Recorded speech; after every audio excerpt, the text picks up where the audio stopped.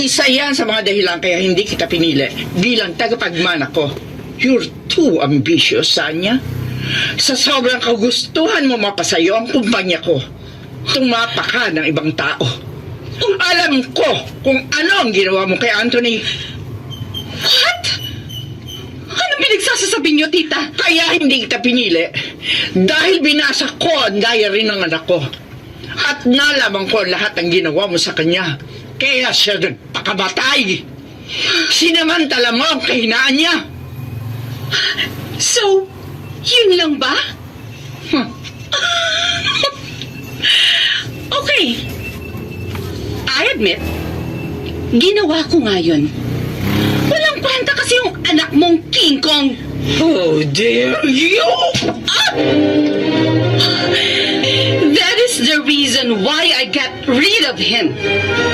At hindi rin ako magdadalawang isip na gawin yun sa bago niyong anak. Don't you dare! Subukan mong galawin ang anak ko at makikita mong hinahanap mo. Yun ay kung buhay ka pa. Are you declaring war against me? Oh, yes! Yes, tita. I'm declaring war against you and Antonio. Huwag kang mayabang! Dahil hindi mo alam kung ano ang kaya kong gawin. Oras na may gawin kang hindi maganda kay Antonio.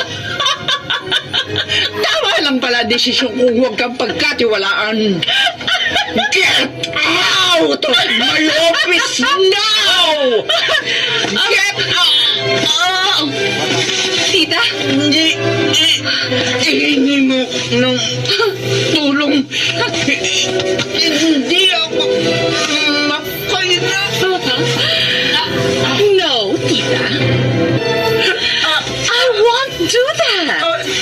Tulong. Panonoorin na lang kitang pamatay.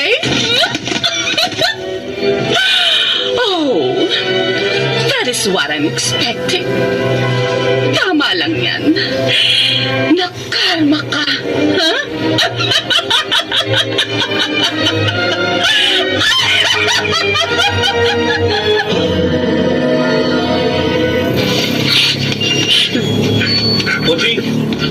Bonjing, anong nangyari kay Mama?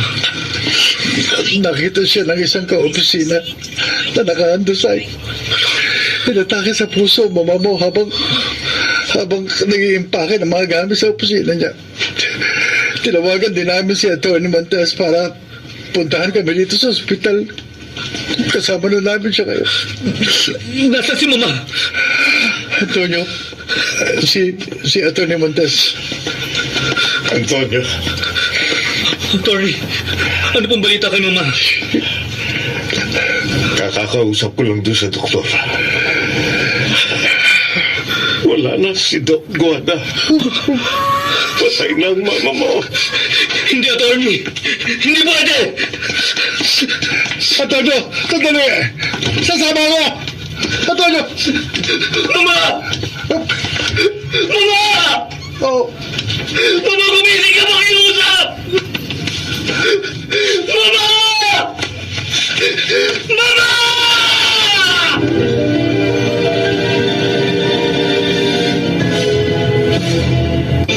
nailibig na si Dr. Aguada.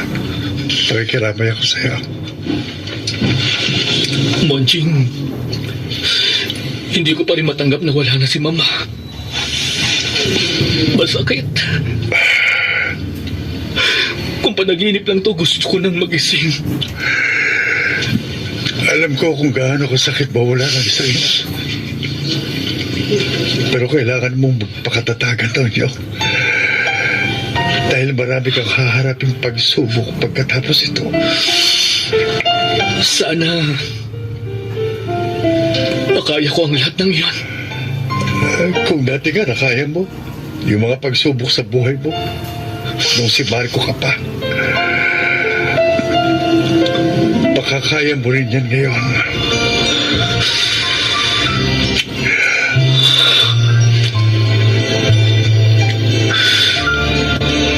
Tulad ng ipinangako ko kay Mama,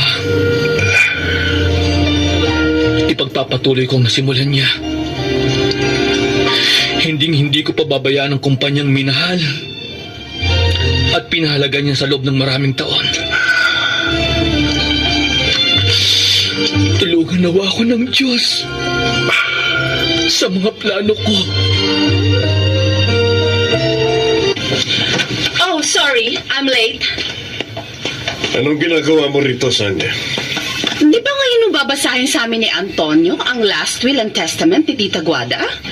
So I guess dapat nandito ako. Maupo ka, Doc Sanya. Anyway, ano bang nilalaman ng last will ni Mama, Attorney Reynante? Okay. I want you all to know.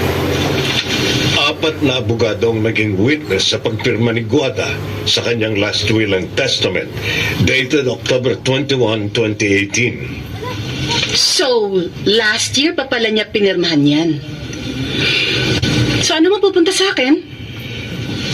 Ayon sa kanyang last will and testament, lahat ng shares niya sa De Las Heras Medical Group, Guada Pharmaceuticals, Golden Girl Travel Agency, and Guadalupe Holdings ay mapupunta lahat sa nag-iisa niyang anak na si Antonio de las Heras. And also, lahat ng properties ni Guada, including yung mga resorts sa Batangas and Palawan, all the said properties, shares, bank accounts totaling to $3.7 billion ay mapupunta lahat kay Antonio de las Heras. Signed by Maria Guadalupe Tanhuatco de las Heras. What? Tapos, wala siyang iniwan para sa akin? Sadly, wala nga. No! No, this can't be! Hindi niya pwedeng gawin sa akin to! Hindi! Hindi!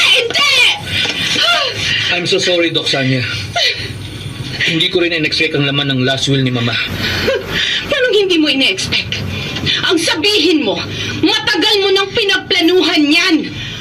Ako lang yung dapat may karapatan sa mga ari-arian ni Tita! At hindi ikaw! Ikaw, Marco Garay! Wala kang karapatan dahil sangpid ka lang sa pamilya namin! Maghahabol ako sa korte! Dumaan lahat sa legal na proseso ang last will and testament. At talagang mas malaki ang karapatan ni Antonio dahil sa lamang ang nag-iisang anak ni Guada. And besides, kitang-kita sa CCTV kung paano mo pinabayaan si Doc Guada habang inaatake ito. Ano? Totoo, Attorney Reynante? Attorney Montes! Hindi! You killed her! Anong karapatan ang sinasabi mo? You don't have any blood relation whatsoever kay Doc Guada. Your insane mother is just a close friend of hers. Kaya niya kayo tinulungan. Case closed!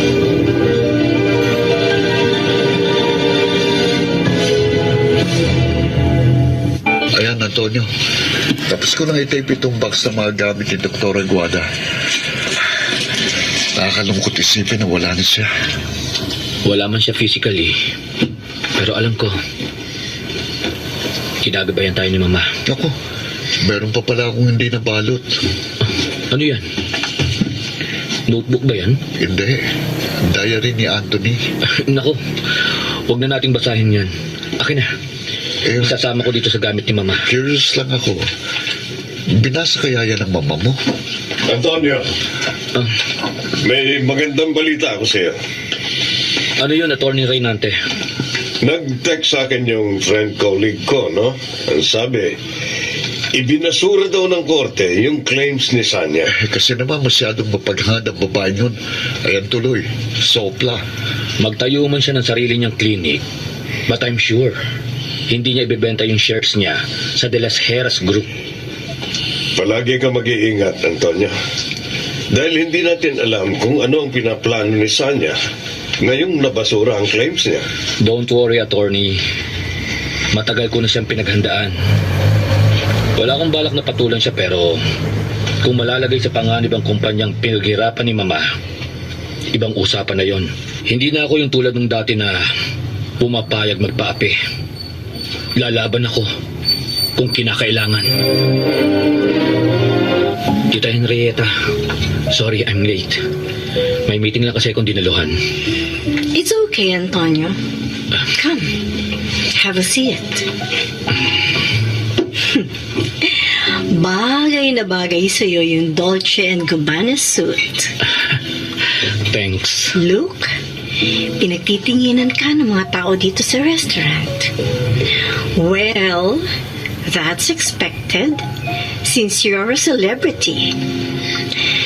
Anyway, kaya pala ako nakipagkita sa'yo para magpaalam. Ha? Bakit, tita? Saan po kayo pupunta? Well, I'll go back to Paris para asikasuhin yung mga boutiques ko doon. Matatagalan pa ako bago makabalik. Ganun ba? Sayang naman. Kayo pa naman ang inaasahan ko pagdating sa fashion. Sa totoo lang, tingin ko, hindi mo na ako kailangan. Marunong ka na pagdating sa fashion and styling.